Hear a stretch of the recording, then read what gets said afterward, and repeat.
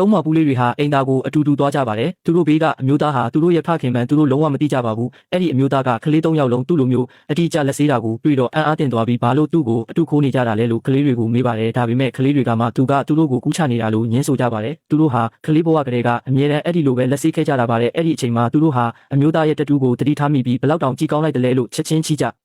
လူစကားဆိုကြပါတယ်အမျိုးသားကသူတို့ဟာတတူးထိုးဖို့အတွက်အရွယ်ငယ်လုံးသေးတယ်လို့ပြောပြီး track ကထွက်သွားခဲ့ပါတယ်သူဟာသူတို့တွေတကယ်တော့လေးမပူးတွေဖြစ်ပြီးညီမငယ်တစ်ယောက်ပါရှိတယ်ဆိုတာကိုလုံးဝမသိခဲ့ပါဘူးအိမ်ပြန်ရောက်တော့သားလေး၃ယောက်ဟာသူတို့တွေ့ခဲ့တဲ့အမျိုးသားအကြောင်းကိုသူတို့အမေအားပြောပြပြီးအဲ့ဒီအမျိုးသားရဲ့တတူးကဘလောက်မိုက်တယ်ဆိုတာကိုအလေးပေးပြောပြကြပါတယ်အဲ့ဒါကိုကြားလိုက်ရတော့မိခင်ဖြစ်သူဟာမျက်နှာဖြူဖြူရောဖြစ်သွားပါတယ်ဒီအမျိုးသားဟာသူတို့ရဲ့ဖခင်ဖြစ်နိုင်တယ်လို့သူမတန်တရားဝင်သွားပါတယ်လွန်ခဲ့တဲ့နှစ်များကသူမရဲ့ချစ်သူကဖောက်ပြန်ခဲ့ပြီးနောက်စိတ်ပြတ်အားငယ်နေတဲ့သူမဟာတညမှာမျက်နှာဖုံးဆွတ်ထားတဲ့လူစိမ်းတစ်ယောက်နဲ့အရက်မူပြီးအတူတူအချိန်ကုန်ခဲ့မှုပါတယ်အဲ့ဒီအမျိုးသားကမျက်နှာဖုံးဆွတ်ထားတာကြောင့်သူမမှတ်မိတာကသူ့ရဲ့ထူးခြားတဲ့တတူးတစ်ခုလေးပါပဲအဲ့ဒီမတော်တဆတွေ့ဆုံမှုကနေပဲသူမဟာချစ်စရာကောင်းတဲ့ကလေးလေးယောက်ကိုမွေးဖွားခဲ့ရတာဖြစ်ပါတယ်ကလေးတွေရဲ့ဖခင်ကတည်သွားရင်အုတ်ထင်းခွင့်တောင်းဆိုလာမှာကိုကြောက်တဲ့အတွက်သူမဟာတတူးရှိသူဘယ်သူနဲ့မဆို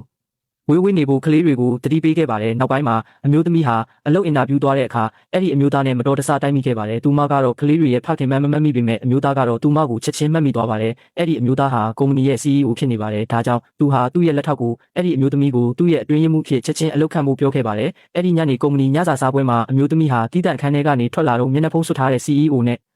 ဆုံခဲ့ပါတယ်သူမကသူ့လက်မောင်းပေါ်ကတက်တူးကိုမြင်လိုက်တဲ့အခါသူ့ကိုတာဝန်ယူဖို့တောင်းဆိုခဲ့ပါတယ်ရှုပ်ထွေးသွားတဲ့အမျိုးသားကဘလို့တာဝန်ယူမှုကိုဆိုလိုတာလဲလို့မေးခဲ့ပါတယ်သူမကအဲ့ဒီညကအကာအကွယ်မသုံးခဲ့တာအတွက်သူ့ကိုအပြစ်တင်ခဲ့ပါတယ်အမျိုးသားကချက်ချင်းပဲသူ့ကလေးနဲ့ကိုဝင်ရှိခဲ့တာလားလို့မေးလိုက်ပါတော့တယ်